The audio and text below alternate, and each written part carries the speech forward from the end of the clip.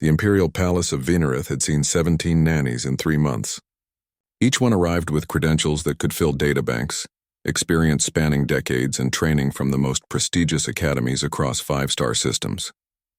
Each one departed in tears, trembling, or in one memorable case requiring medical sedation. Queen Thalsera. Vin sat upon her crystalline throne, her 4 eyes dim with exhaustion. Her scales, usually shimmering with iridescent authority, had dulled to a flat cobalt. The twins, Kale and Lyris, were currently demolishing their playroom for the 3rd time that week. The sounds of shattering antique vases and terrified screaming echoed through the marble corridors. "Your Majesty," her chief advisor stammered, his antennae drooping. "Nanny Velmora has resigned." She cited psychological trauma beyond compensation. Thalsera closed all 4 eyes.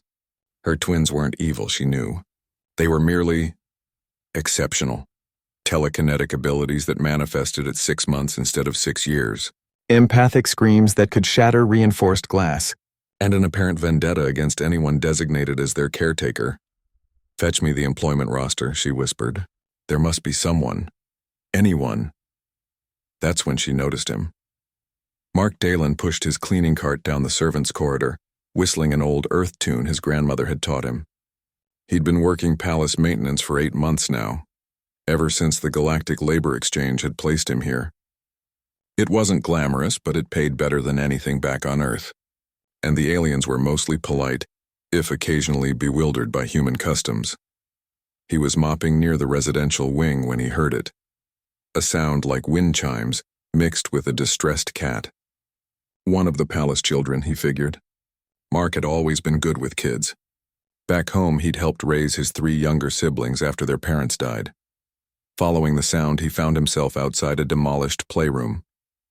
2 small creatures, vaguely reptilian but with features soft enough to be called cute, sat amidst the wreckage.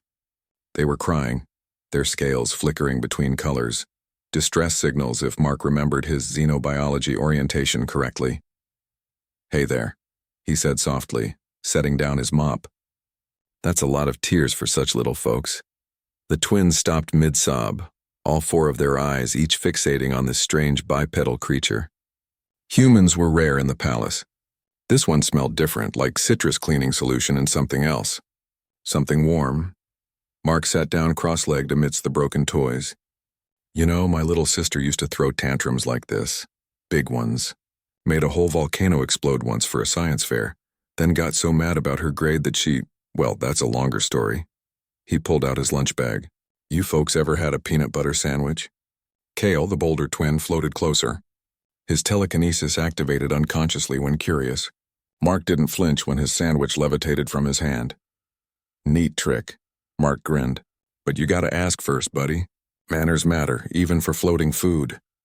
Something unprecedented happened. Kale giggled.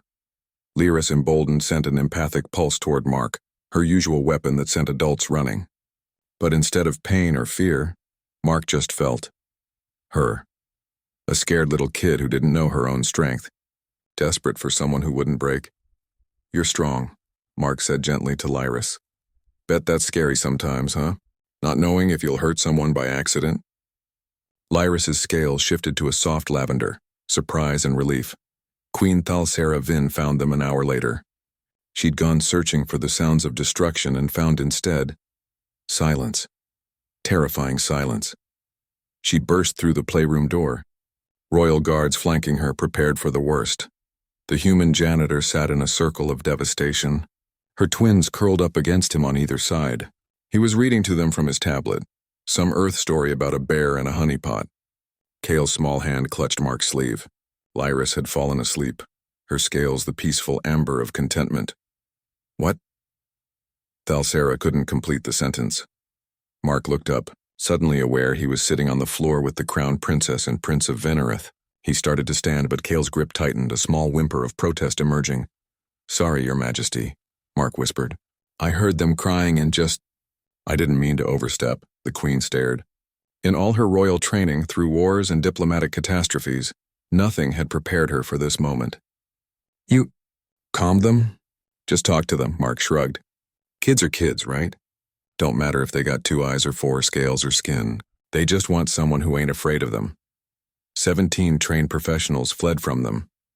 Respectfully, Your Majesty, maybe that was the problem. They were professionals dealing with a royal problem. I'm just Mark, hanging out with a couple of kids who needed a friend. Thalsera felt something crack in her chest, the armor she'd built around her heart as a monarch. Mark Dalen, she said slowly. How would you feel about a promotion? Mark blinked. Ma'am?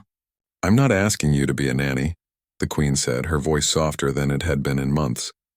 I'm asking if you'd consider being yourself, with them, for them. Mark looked down at the sleeping twins. Kel was drooling slightly on his uniform. Lyrus's scales had shifted to match the blue of his shirt, an unconscious mimicry born of attachment. He thought of his cleaning cart, his simple life, his plan to save money and return to Earth eventually. Then Kyle stirred and mumbled, Story. More story, Mark smiled. Yeah, Your Majesty. I think I can do that.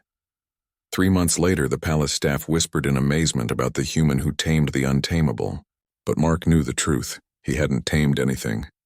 He'd just shown up exactly as he was, and let 2 scared kids know they were safe. Sometimes the most impossible tasks require the simplest solutions, and sometimes the best person for the job is the one who never wanted it at all.